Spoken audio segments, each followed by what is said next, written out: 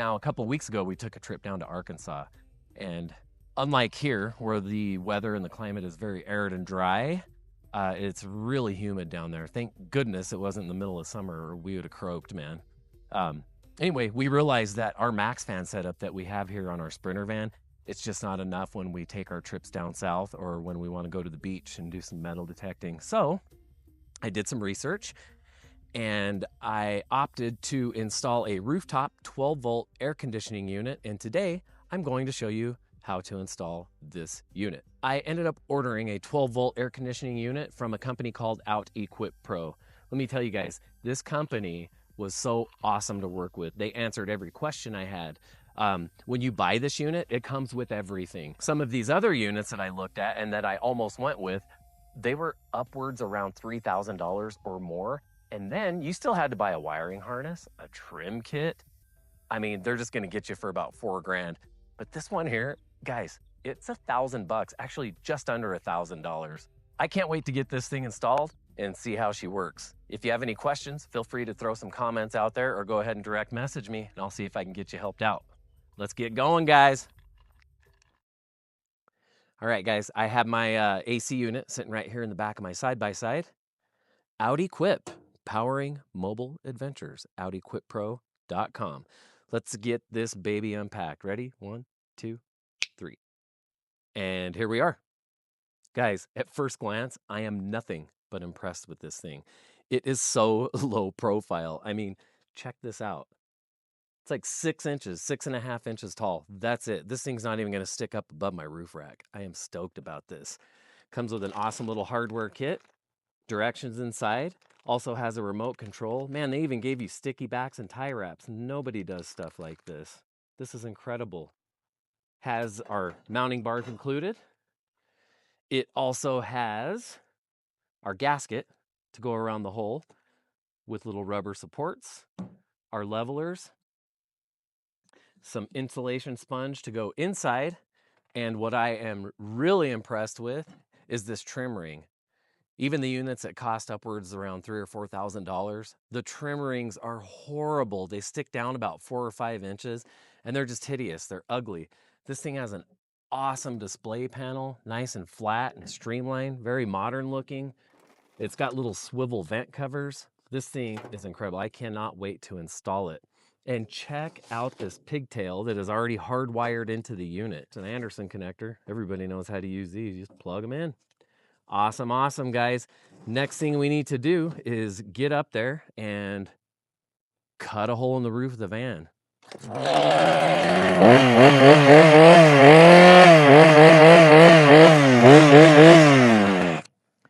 Okay, guys, so I absolutely did not cut a hole in the roof of my van with a chainsaw, so don't try that at home. However, we do still need a hole in the roof of my van. So next order of business is to figure out where I want to position the unit up top, make sure it coincides with everything I have going on inside. So let me gather up some tools, a template, and we're going to go up on the roof and we'll see you there. All right, guys, up here on the roof, I just measured my hole, and what they suggest at Equip Pro is that our hole be the dimensions of 14.1 inches by 14.1 inches. So that's pretty easy, especially if you've already had a max air fan installed, or some of the other fans actually, they already have basically a 14 by 14 inch hole. There's the hole I have marked out. All I had was a black Sharpie. I didn't have a white paint marker or anything, but as you can see, it's gonna fit perfectly. I'm gonna have to move this bar right here from my my little roof rack bar there that holds my solar panel, but that's okay. I can rearrange that, not a big deal. Cool. Now, next order of business is to drill a hole in each of these corners, or maybe in 2 corners, catty cornered there and there, something big enough to fit the blade of my jigsaw here in, and we're gonna get to cutting. Okay, everybody, as you saw up top, I had marked where I'm gonna position my unit and cut in the hole up there. And what I ended up doing was taking all 4 corners and drilling them from up top down into the van, because I did not want to take my headliner off.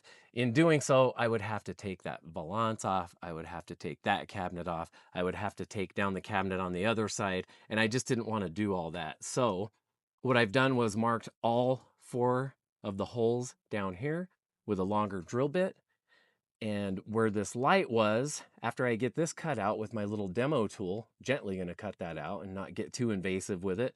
But I'm going to get that cut out, get the insulation removed that I have in there, get this cut to the right length it needs to be, move it out and around the unit, and re-butt splice everything in so I still have all of my lights working. We're going to get this cut out and we will be back. After completing the hole here on the headliner, we jumped back up on top of the roof, grabbed the jigsaw, and cut the 14 by 14 hole up top in order to be able to set the unit up on top of the gaskets and come back down in the van and finish securing. Okay, everybody, so it is always a bit unnerving to cut a massive hole in a vehicle. I don't care if the vehicle is worth 20 grand or 200 grand. It just is weird feeling. But here's the piece of cardboard that I taped here just so I can get up on the roof and spray my paint primer up there so we don't get any rust. Look at me going green, reusing my Amazon box. You'd think I was from Boulder, Colorado or something. Okay, guys, we have our, there's our cardboard. We can see it from the top here. We have filed down and spray painted with some paint / primer all the way around this. So now nothing is going to be able to rust. So here's what we're going to do next. We have to let that dry just so we're not muffing it all up and exposing some bare metal again. So I'm going to let that dry for a few and then we're going to place the gasket. We are rubbing this down with some alcohol just to make sure that the gasket has something clean to stick to. That is very important. Do not skip this step or you may end up with some leaks and you don't want that. Okay, everybody, we have our gasket in place. It's nice and solid. There are these little holes every few inches. There's about 3 on each side. And what these are little supports. So this gasket doesn't just get crushed. These are little rubber supports in here and they go all the way around the gasket. Okay, so now after the gasket, I mentioned that we were going to put some sealant. I prefer to use Sikaflex. And what you want to do when you cut your nozzle is to cut a really big hole or even cut a little V-wedge in there, kind of like people do if they install window glass. But you want a really big opening here simply because you want a lot of product to come out and seal all the way around these edges. So I'm going to get this all sealed up and we will be back. Just make sure you cut around every ridge. Make sure you get a really good bead of Sikaflex all the way around. If you don't think you've used enough, you probably didn't, so use more. The other thing is after the gasket, they do give you 2 heavy, like dense foam blocks, and what these are leveling kits. These are gonna go towards the back of the unit. So what you wanna do, I figured out that if you place these from the front of your gasket to the front of these should be right around 2 feet. It's not very crucial, but don't go past 2 feet. All right, guys, we have our unit sitting up here on the van. The gaskets are all sealed. The levelers are in the back. Everything is looking peachy. The only thing we have to do is drill our little hole for our wires to pass through to get down to our battery. And then we have to come on the inside here and finish up putting on the trim piece. So next order of business is to grab these 2 brackets that come with the unit. We're going to secure these brackets from inside of the van. We're going to work them in between the headliner. If you don't have a headliner, you don't have to worry about that. Just secure it right to some 2x4s or the framing of the van or whatever a really solid surface is for you. And secure these nice and snug, and it's going to sandwich this bracket between the body of the van and the unit up top, and it's going to make for a nice, tight, permanent seal, and the unit's not going to go anywhere. There are 1, 2, 3, 4 in a rectangle, little brass M8 female threaded holes. And the little pieces of all thread that I told you about are going to screw into those holes. There's a long piece of thread and a short piece of thread. You want the short piece of thread going up and into the unit on all 4 holes.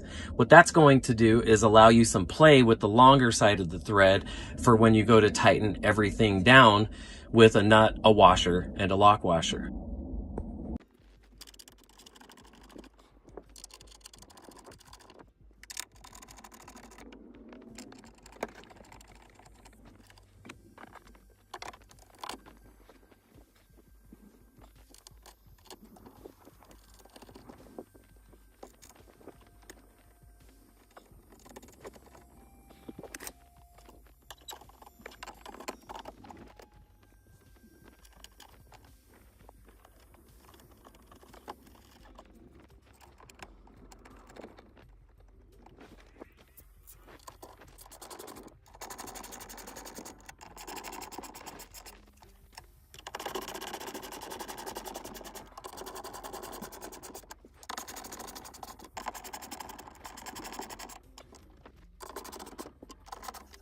Once we have our mounting bars securely and evenly in place and tightened down, we will then install the insulating material around the entire edge of the cutout. Our next step is to locate the wiring harnesses, which are going to come from the rooftop portion of the unit, and plug them into the corresponding acceptors on the circuit board on the inside portion of the AC unit. You cannot mess this up because each wire has a specific end to it which corresponds only with its counterpart on the circuit board on the inside.